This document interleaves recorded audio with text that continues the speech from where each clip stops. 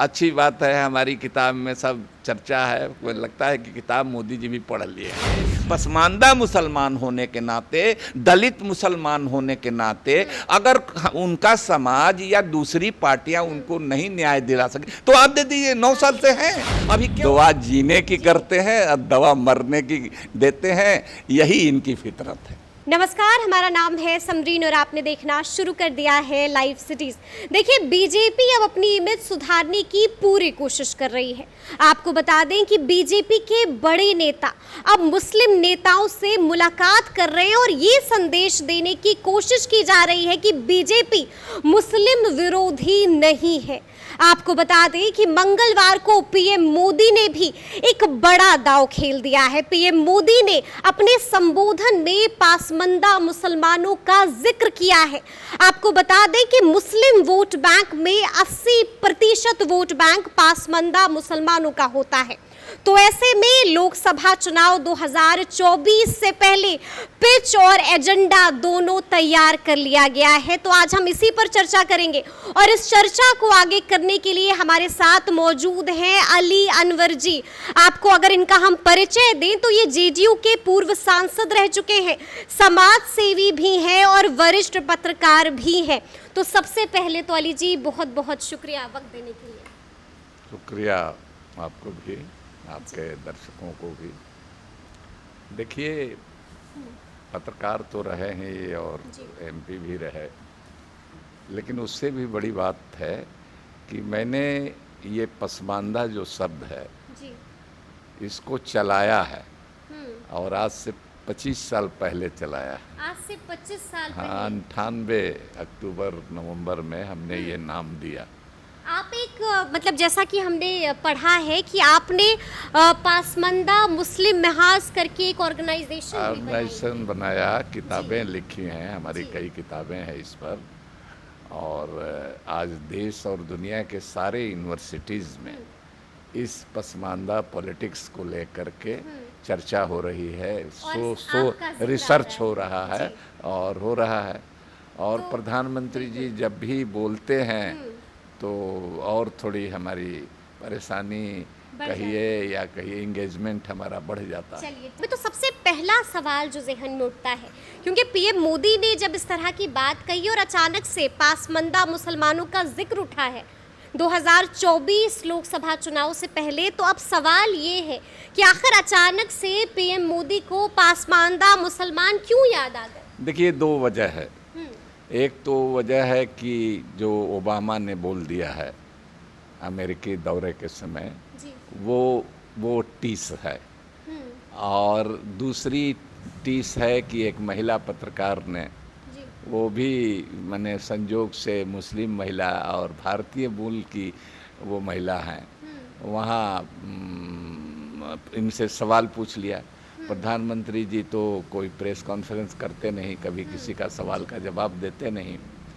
हम 12 साल रहे हैं, हम लोग बहुत प्रधानमंत्री लोग मनमोहन सिंह के दोनों कार्यकाल में रहे, मोदी जी के कार्यकाल में भी थोड़े समय रहे, लेकिन मोदी जी भी कभी एमपीज़ का सवाल का जवाब भी नहीं देते हैं। तो कहने का मतलब कि ये टीस है। तो वो टीस को लेकर के फिर चुनाव है। भोपाल में ये बोले हैं, उसको सुनने वाले वर्चुअल मीटिंग में छत्तीसगढ़, मध्य प्रदेश और राजस्थान वगैरह के लोग थे। तो उसको एड्रेस कर रहे थे। तो चुनाव है सामने, अब विधानसभाओं का चुनाव है, 24 में लोकसभा का चुनाव है। इनका ट्रैक रिकॉर्ड मुस्लिम को लेकर के बहुत ख़राब है, तो उसको सुधारने का प्रयास यहाँ तो आकर के किए हैं। इसके पहले एक और देख लिए, मिस्र में गए हैं। मिस्र में पहली बार जो है वो मस्जिद में गए हैं, किसी मस्जिद में। यहाँ कभी मस्जिद में नहीं गए हैं। हाँ, मस्जिद और दाढ़ी टोपी वालों को गमछा कोई सम्मान से देना चाहता है तो उसको किनारे कर देते हैं, हाथ से ढकेल देते हैं। तो खैर, तो लेकिन इतना डेंट हो चुका है इनका इमेज इस, कम से कम इस मामले में, कि इसमें बड़ा मुश्किल है। ट्रस्ट डेफिसिट है, विश्वास का संकट है इनके साथ। अब देखिए, आप पसमानदा की बात कर रहे हैं, पसमानदा का रोना रो रहे हैं, क्या कहा है? आज ही के अखबारों में है, कल उनका भाषण हमने सुना भी। वो कह रहे हैं कि मुस्लिम भाई बहनों में पसमानदा भी हैं, लेकिन उनका जीना मुश्किल है, उन्हें नीच और अछूत माना जाता है, नीच और अछूत माना जाता है, ये कह रहे हैं। वो कह रहे हैं और भी कई शब्दों का इस्तेमाल कर रहे हैं कि जीना मुश्किल कह ही रहे हैं, तबाह हो गए हैं। और उनके हाँ, उनके ही भाई, वो तो कहिए पॉलिटिकल राइवल पार्टी को तो कहिए रहे हैं, कह रहे हैं कि उनके ही है, माने मुसलमान अपर कास्ट के लोग उनको तबाह कर दिए हैं। उनके धर्म के लोग ही उनको बराबरी का हक नहीं देते, उनको नीचा और अछूत मानते हैं। तो हमारा कहना है कि प्रधानमंत्री जी, आप पहली बात अपने श्रीमुख से ही मान लिए कि मुसलमानों में कुछ लोग हैं, उन्होंने जातियों का नाम भी गिनाया है, 1-1.5 दर्जन जातियों का। अच्छी बात है, हमारी किताब में सब चर्चा है, मुझे लगता है कि किताब मोदी जी भी पढ़ लिए हैं। तो तो इसीलिए कहने का मतलब ये है कि वो सारी चीज़ें, वो जब आप मान रहे हैं कि मुस्लिम समाज में कोई अछूत है, नीच है, तो उसके लिए तो 18 साल, 20 साल, 25 साल से हम संघर्ष कर रहे हैं कि भाई मुसलमानों में जो जिसका नाम वो ले हैं, लाल बेगी है, जिसका नाम मुस्लिम मोची है, भटियारा है, नाम लिए हैं, दर्जनों जुलाहे का नाम लिए हैं, बक्को का, पमरिया का नाम लिए हैं, मदारी का नाम लिए हैं, बहुत जातियों का नाम लिए हैं। तो उन लोगों को शेड्यूल कास्ट का दर्जा आप क्यों नहीं दे देते हैं? सच्चर कमेटी ने, रंगनाथ मिश्रा कमीशन ने सिफारिश की है बजाते। हमारे ही आंदोलन, पसमानदा आंदोलन के चलते UPA 1 की सरकार ने बनाया, सच्चर कमेटी बनाई, रंगनाथ मिश्रा कमीशन बनाया। बिहार विधानसभा ने इस बात को प्रस्ताव पास करके भेजा, लालू जी की सरकार थी तब, केंद्र को भेजा कि नहीं भाई, मुसलमानों में भी ये जातियां हैं, दलित हैं, इनको मिलना चाहिए। मुलायम सिंह यादव जी उत्तर प्रदेश में मुख्यमंत्री थे, उन्होंने भेजा प्रस्ताव पास करके केंद्र सरकार को। बहन मायावती जी ने चुनाव के समय फुल पेज इश्तहार विज्ञापन दे के कहा कि इन लोगों को मिलना चाहिए, कोटा दलितों का बढ़ा करके देना चाहिए। हम भी कहते रहे हैं कि दलित मुसलमानों को और दलित ईसाइयों को, दक्षिण भारत से भी ये मांग हो रही है, ईसाई में भी दलित हैं, उनमें भी भंगी हैं, उनमें भी धोबी हैं, और सब तरह के जात हैं, जो हिंदुओं में है, मुसलमानों में है, सब में है, वो भी मांग कर रहे हैं। तो उनको ले करके आंध्र प्रदेश सरकार ने भी लिख करके भेजा है कि पूरा सर्वसम्मत प्रस्ताव बिहार विधानसभा, उत्तर प्रदेश विधानसभा, आंध्र प्रदेश से गया हुआ है। उस सच्चर कमेटी की रिपोर्ट है रंगनाथ मिश्रा के, उसको नहीं मान रहे हैं। आपने एक और कमीशन बना दिया, KG बालाकृष्णन साहब के नेतृत्व में एक कमीशन बना दिया इसके जांच करने के लिए। तब बनाया जबकि UU ललित साहब, चंद्रचूड़ साहब के पहले के जो जज थे, उनके यहाँ ये मुकदमा आ गया सुनवाई पर। उनका कार्यकाल बहुत शॉर्ट था। इन्होंने सोचा प्रधानमंत्री जी ने कि जल्दीबाजी में कोई फैसला न दे दें, तो उन्होंने उसको रोकने के लिए। तो मतलब आप ये कहना चाह रहे हैं कि ये तमाम जो अचानक से PM मोदी को जो याद आ गए हैं पसमानदा मुसलमान, वो इसलिए याद आ गए क्योंकि चुनाव आ रहा है, चुनाव आ रहा है और इसको भरमाना चाहते हैं। तो इतने बेवकूफ़ पसमानदा मुसलमान नहीं हैं। मुल्क को आज़ाद हुए बहुत दिन हो गया, बहुत प्राइम मिनिस्टर इनसे तेज काबिल प्रधानमंत्रियों को देखा है, बहुत सारे लुभावने नारे सुने हैं, और क्या हालत हुई जैसा कि कह रहे हैं। तो आप 9 साल में क्या किया? अब दूसरे को कह रहे हैं, ठीक है, दूसरे के समय में भी मुसलमानों, पसमानदा मुसलमानों की हालत खराब है, लेकिन आपने क्या किया? आपने क्या किया? वही हम कह रहे हैं कि जो रंगनाथ मिश्रा सच्चर कमेटी का रिपोर्ट लागू करना चाहिए था, एक कमीशन बना दिया और फिर उस कमीशन को लिख करके दे दिया कि मुसलमानों में, कहा ना हमने सुनाया कि अछूत और नीच, तो नीचा समझते हैं। तो मुसलमानों में अछूत और नीचा छुआछूत नहीं है। मुसलमान ये विदेशी फॉरेन ओरिजिन के हैं। आपने लिख के सुप्रीम कोर्ट में क्यों दे दिया? सुप्रीम कोर्ट में जब चंद्रचूड़ साहब के बेंच ने सुनवाई करनी शुरू की इस मुकदमे की, तो आपने रोका कि मत सुनवाई करिए। सुप्रीम कोर्ट ने इनको लताड़ लगाई कि कब नहीं सुनवाई करेंगे। 18-19 साल से ये मामला पेंडिंग है, आप कुछ करिएगा नहीं, हमारे यहाँ आ गया है, हम सुनवाई करेंगे। तो वो सुनवाई कर रही है, तो उसको रोकने के लिए लिख करके दे दिया कि मत कीजिए, ये बहाना मार रहे हैं। तो दोनों सेल्फ कंट्राडिक्टरी बात बोल रहे हैं ना कि अछूत जब हैं, मानते हैं, नीचा हैं, तो उनको दर्जा दीजिए अछूत वाला।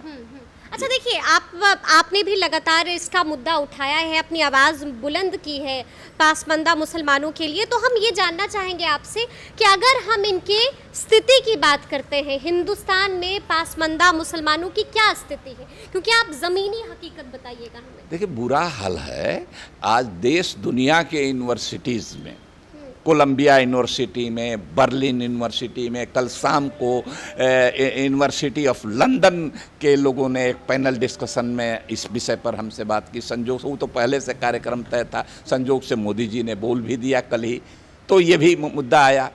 तो ऑक्सफोर्ड यूनिवर्सिटी में, जामिया में, JNU में, DU में एक यूनिवर्सिटी है जहाँ इस पर चर्चा नहीं हुआ, अलीगढ़ यूनिवर्सिटी।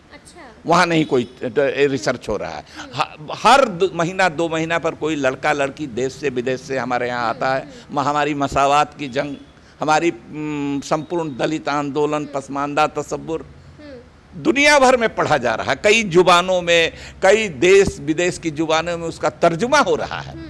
तो सवाल ये है कि मुस्लिम समाज की ये हकीकत है, जैसे जनरल कैटेगरी के लोग भी हैं, OBC भी हैं, EBC भी हैं, दलित भी हैं, आदिवासी भी हैं, सब समाजों में है, हमारे समाज में भी वैसा ही है।